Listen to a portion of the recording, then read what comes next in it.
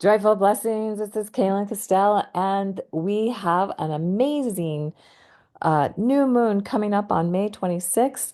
It is out of bounds. It is close to the earth. It is having a huge impact in ways that we may not even completely understand even after I share with you all the things that I am seeing about it, I'm very excited about this and looking forward to how we can work together to create the magic. Because if we think about the Gemini energy, it is all about the magic.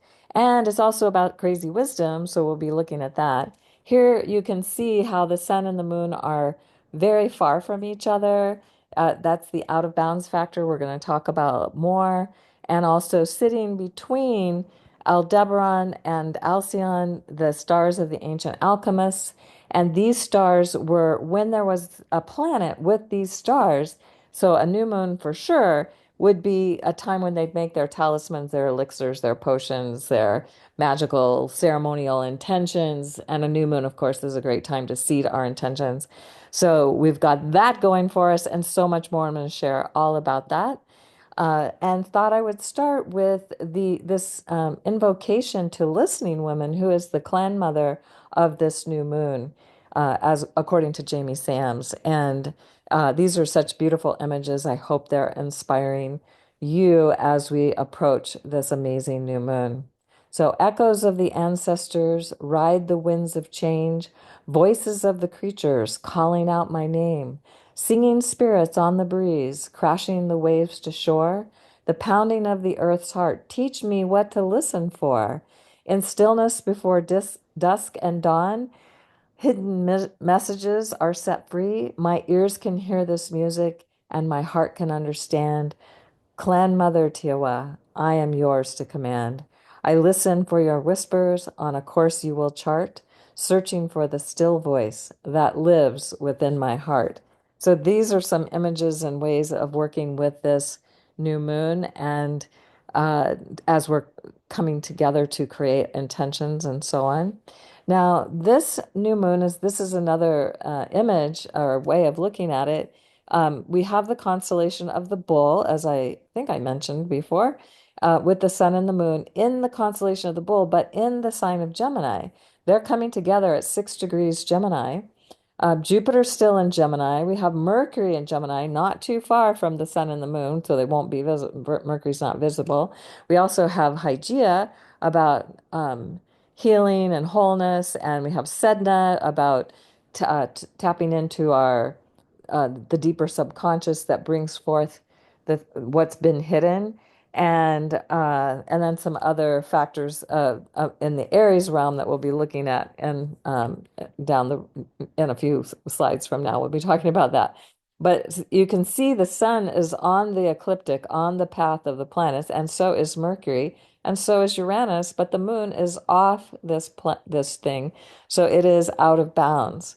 And again, this is just another image of how we're seeing this new moon is in the constellation of the Bull. And it was Rudolf Steiner who suggested back in the late 1800s and early 1900s that we use the alternate name for the constellations, because the seasonal signs, Gemini is the season just before this June solstice.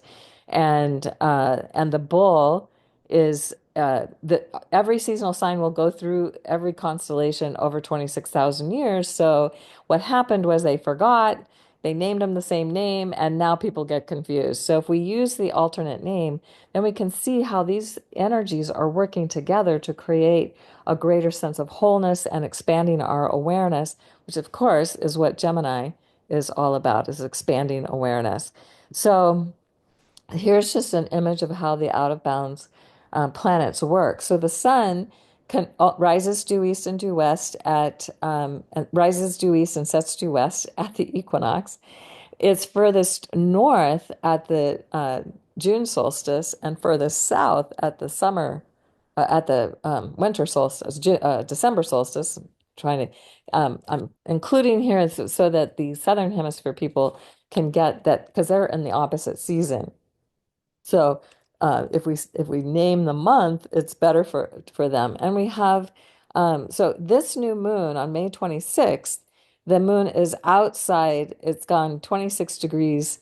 It's 3 degrees beyond where the sun can go. So it's outside our normal everyday reality and it's expanding possibilities in extraordinary ways. And this is when any planet, so Venus, Mercury, Mars, any planet goes outside the boundaries of the sun, it becomes more of a wild card factor. And of course, this is something that is um, we have a lot of um, out of bounds planets because on June 1st, Mercury's going out of bounds until June 20th, until the June solstice, which is pretty amazing. And then Venus doesn't go out of bounds until later this year. Mars has already been out of bounds, has already come back in. And we will also have the Sagittarius full moon at a even more extreme out of bounds than what we're experiencing with this new moon. So it's really getting us to look at the fact that we are being asked to expand our vision, to expand our possibilities, and to realize that anything and everything that we think is true and real might be something else going on, something more going on. And this really ties into the idea of crazy wisdom. And I got excited about this years ago when I read a book called Crazy Wisdom, and it was telling all these stories about, people were thinking that the teacher, the guru was guiding them in a certain way, and then they were finding out that they were actually guiding them in a completely different way. It's just so good if we can think about that trickster. Like everything that we think is true may not be true. It may be true, but it may not be true. So keeping that open mind. And I love what Bhatchak Rinpoche says, real crazy wisdom is looking at all the ideals and expectations of your culture and going in exactly the opposite direction. So if that's what an aspect of crazy wisdom. And Kokopelli is a very good example, Native American example of how it's through the storytelling, it's through the unexpected that it helps us to expand our awareness and having playful fun and being willing to question everything. And that's something to contemplate in the Gemini new moon and getting our magic back. So how do we get our magic back? And I always like to recommend people watch the movie Hook with Robin Williams and Dustin Hoffman because Peter Pan grew up and became serious and was forgot his magic. And the movie's all about how he gets his magic back. So this is something we can contemplate. How do we get our magic back if we don't have it? Or how do we expand and increase our magic if we do have it? Also, what's happening is that this actually the moon here is not supposed to be here. I thought I had covered that up. Oh well, the aspect of the moon and the sun being in here between the Pleiades and Aldebaran, it's in the sacred hoop of stars, and this is the sacred hoop, and everything got adjusted for some reason. I don't know why. This wasn't the way it looked when I looked at it earlier today. So the every Gemini new moon is in the sacred hoop of stars. This is something every Gemini full moon is also in the sacred hoop of stars. So this is something that the Lakota and other native tribes felt was auspicious and worth noting when planets were passing through this part of the sky. And so Capella is part of that. Castor and Pollux is part of that. Procyon, my circle wasn't as good able to capture that. Sirius, Rigel, and the Pleiades, and it creates a hoop of stars with the plane of the galaxy, the purple line, the path of the Milky Way, intersecting with the path of our ecliptic or the path of the planets and the plane of our solar system intersecting. So it's not a perfect example. When you look at it in the sky, it looks more like a hoop when you understand what you're looking at. But this is kind of a way to get a sense of it. And wow, everything shifted so much because this purple line is supposed to go right through the summer solstice because this is the galactic cross at the galactic edge where the June solstice sun rises. I don't know what happened. A little trickster energy happening perhaps for this new moon. So this is another way of drawing the sacred hoop that pulls the stars in with straight lines and makes it look more like a shield. But it feels to me like it's just, and you can see the cross here a little better with the sun, the June solstice sun rising on that. And later this year, Jupiter is going to be exactly on this cross. Mercury's, of course, going to be here. Venus is going to be here. Uh, the moon comes by here once a month. That's the zero Cancer point. Now the new moon that we have is over here, between actually above the ecliptic. The sun will be right here. And this is where the Pleiades is and the Aldebaran is. This is the constellation of the Bull, the constellation of the Twins. So um, the 29 degrees Taurus to 0 degrees Gemini, that's the place of the Pleiades. And then Castor and Pollux are around 23 degrees of Cancer. And then Procyon is around 25 degrees of Cancer. So planets within these degrees are going through the sacred hoop of stars. And so and the seasonal signs do move 1 degree every 72 years, hence why it takes 26,000 years, nearly 26,000 years, for them to move through this, to th move through any part of this, to come back to a starting place in the sky. So I've done videos on that. I'll put that in the show notes. I've also done videos and stuff about the moon being out of balance. It's the lunar standstill, the geomantic magic of the moon. I'll put that in the show notes. And also an article about the sacred hoop of stars. So interesting that white buffalo calf women in the Lakota tradition, her prophecy, she gave the Lakota the gift of the knowledge about the sacred hoop and seven sacred ways to pray. And she said one day she would return. And so when a white buffalo calf is born, prayers are being heard and the prophecy is being fulfilled. This is how this is. And the first white buffalo calf was born in 1933. There hadn't been one that was known anyway until then. And then in 1994, there was a second white buffalo calf born, and they named that one Miracle. Today, there are about 50 white buffalo cat that have been calves that have grown into full-grown buffalo out of an estimated 500,000. Back in 1933, there were only 500 buffalo on the planet. So they have been growing in number. That's very exciting. The most recent white buffalo calf was born on June 4th, 2024. I looked to see if there had been one in 2025, but so far not yet. In Yellowstone National Park's Laramar Valley, and was named Wakangli, a Lakota name meaning return of the sacred. I don't know why that. Anyway, this is the calf, and this also connects into Black Elk's prophecy, and he lived from 1863 to 1950, and so he was part of the massacre, or he was alive at the time of the massacre of Wounded Knee, and he had a vision of the sacred hoop, bringing all nations, all people, no matter what race, no matter who you are, back into harmony with each other. And in the vision, he saw that it would take 7 generations from the time of the massacre at Wounded Knee that happened in 1890 to heal the wounds and trauma of that event. 7 generations would be around 2040 if we're looking at 1890. So we're coming to that time, still a little ways away, uh, but many, many white buffalo calf have been born, and I've had the opportunity to go and visit them when there was a group of them in Flagstaff, and then they got moved to Oregon. So, but it's very exciting that this is happening, and it's letting us know that we are coming into the time of the fulfillment of these prophecies. Now, another thing that's happening with this new moon, and this is just a star map showing the constellation of the fish, where Saturn that's just moved into Aries, Neptune that's just moved into Aries. The equinox point is here in the fish. Venus is in Aries at 19 degrees at this new moon.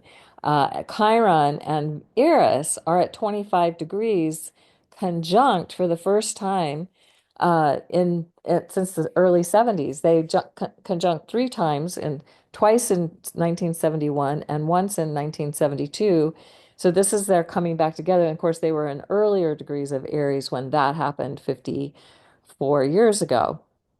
So Chiron and Eris come together about every 54 years, and the next time they come together will be in Taurus, not in Aries. And it'll be a long time because Eris has a 560-year orbit before she gets back to Aries. It's going to be there's a longer story. I've done some videos on it, and I've done some videos in partnership with someone else that I will put in the show notes if you want to know more about Eris, her story, Chiron, the shamanic healer, Eris, the goddess of chaos. And so if we're looking at this also happening exact just before the exact new moon, so about 5 a.m., you'll be able to see Venus. You won't be able to see Eris or Chiron, but you can know they're there in the sky in the morning and tune in and receive any downloads they might be bringing. And Eris and Chiron remain really, really close until uh, uh, into 2026. In fact, their third conjunction is in March of 2026. I think it's March 19th for the exact conjunction. So, such an amazing thing. And this is showing the 5 a.m. chart where things are because the moon hasn't yet caught up to the sun. It's not going to be until 8 o'clock at night. And then how Mercury has just moved in to the sacred hoop at 0, almost 1 degrees of Gemini. It's just moved in the sacred hoop. Sedna's right there, and Hygeia's right there. So these, we could say these um, asteroids or other planetary bodies. I don't know if Sedna's considered a dwarf planet, but it has an 11,000 year orbit. So the fact that it's in this part of the sky is amazing. Now, Mercury does come by here every year. The sun comes by here every year. The moon comes by here every month. Jupiter every 12 years. Jupiter's still in Gemini. It's just such an amazing energy, the expansiveness of this energy and the healing possibilities connected to this new moon are beyond what we have necessarily considered or thought of. It's something that takes us beyond our everyday reality. Now, here's Eris and Chiron working together to create beauty out of chaos because Eris is considered the goddess of chaos. Chiron is the shamanic healer. And so if we are healing or doing the deeper shamanic work, how is that creating beauty in our world? So this is just the question I'm having anyway, and you might come up with something different. But how are they working together and helping to heal all the cultural wounding, including power over control and manipulation that has been perpetrated on the world? Now, something to know is that we just had the Chiron return for the USA chart in the last few years. So I think the last exact pass of that was earlier this year. And now Chiron is square the USA Mercury. And Eris too, because they're both in this area of the sky. So the USA chart has been being activated by this for some time. And so it's not just the USA, but it's definitely affecting the USA and the world. The whole planet is experiencing this. So these are the questions. What would it take to have a massive paradigm shift in consciousness, restoring cosmic justice and the common good for all life? This is the question we want to be asking because we don't want to ask about how do we fix this messed up world because then we're focusing on the messed up world. But what we want to do is have a massive paradigm shift in consciousness. How does that happen? What would it take for that to happen? How can we responsibly engage in healthy action and courageously commit to doing the inner alchemical healing work now needed to shift our personal vibration and the vibration of the United States and the planet, everyone being benefiting from this joining of Eris and Chiron that only happens every 54 years. And the fierce sacred warrior nature of Aries is about protecting and standing for the sacred, restoring justice, the common good, all of that, the sacredness of life, the sacredness of the earth, the sacredness of the sky, the sacredness found in acts of forgiveness, kindness, and love. That is what uh, these Aries energies are about, and Chiron and Eris together helping to answer these questions about how we can come more from these places of forgiveness, kindness, and love. So this is the energy of this full moon. Is it's about finding ways to laugh at the immense silliness of the world. I love this. Calvin and Hobbes just laughing and laughing. Laughter is timeless. Imagination has no age. Dreams are forever. Walt Disney. It reminds me of Norman Cousins, who laughed his way to health. And so, if you can find ways to laugh in this new moon and to really energize your intentions through play, through fun, through adventure, through not taking things so seriously, through finding ways to find the humor in what's going on.